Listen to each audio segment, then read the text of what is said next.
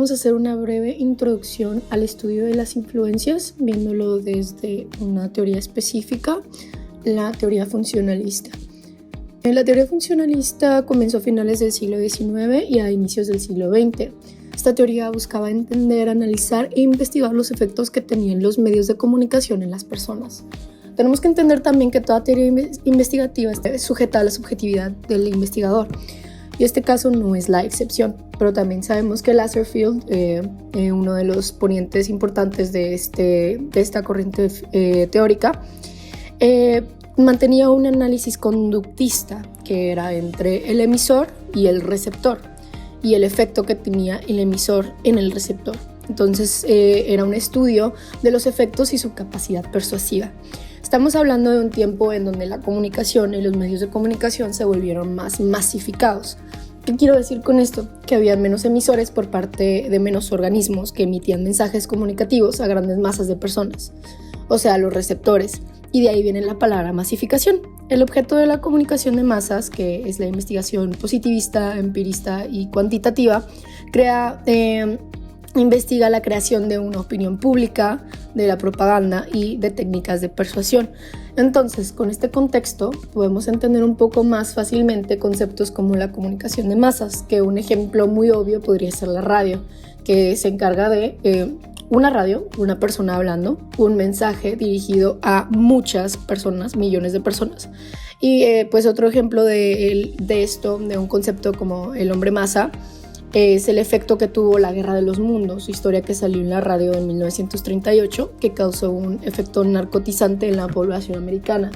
Si no saben de esta historia de la Guerra de los Mundos, era un cuento como de sci-fi, ciencia ficción, en donde era una historia entre que los aliens llegaban a la Tierra, y eso causó, a pesar de que se dijo que era un programa, que no era real, causó disforia y conmoción en Estados Unidos. Entonces vemos que pues las personas en esa época no pensaban y solo creían todo lo que escuchaban en la radio, que es este concepto de hombre masa, cómo se puede manipular, cómo se puede utilizar un grupo de personas que piensen como la comunicación quieren que piense, o los medios de comunicación, más en específico. Y pues esa fue una de las conclusiones a las que llegaron. Otra de las conclusiones a la que llegaron fue la idea de la aguja hipodérmica, que creían que el receptor no tenía ninguna forma de oponerse ante el mensaje emitido por el emisor. Creían que pues el emisor estaba representado como esta aguja hipodérmica y el receptor no podía oponerse, no podía hacer nada, solo recibir el mensaje de la comunicación. Y pues hasta cierto punto es un estudio subjetivo y también un poco pues empírico, y pues basado en las experiencias que tuvieron con la Segunda Guerra Mundial y el poder absoluto que tenía pues nuestro queridísimo señor Adolf Hitler sobre la propaganda y los medios de comunicación, pues logrando así el control masivo de la población. Estamos viendo que pues Adolf Hitler controló toda la propaganda del país, todo lo que se hablaba, todo lo que se decía y pues consecuentemente todo lo que se pensaba. Entonces pues ese es el concepto más o menos que tenían y las cosas que estaban viendo en la época, y por eso es que llegaron a la conclusión de esta teoría funcionalista. Pero cabe mencionar, claro, que pues esta teoría funcionalista era la creencia popular de los grandes pensadores de la época en Estados Unidos, pero de ninguna manera se tiene que pensar la comunicación como un poder absoluto e influenciable al 100%, que pues era la creencia que tenían esos pensadores, pues como Lasserfield, que ya mencionamos, o Umberto Eco. Y pues hablando de Umberto Eco, él creó un libro llamado Concepción Apocalíptica, libro que trae un papel maléfico de los medios e intensifica las creencias funcionalistas de la investigación de los efectos de la comunicación en las masas.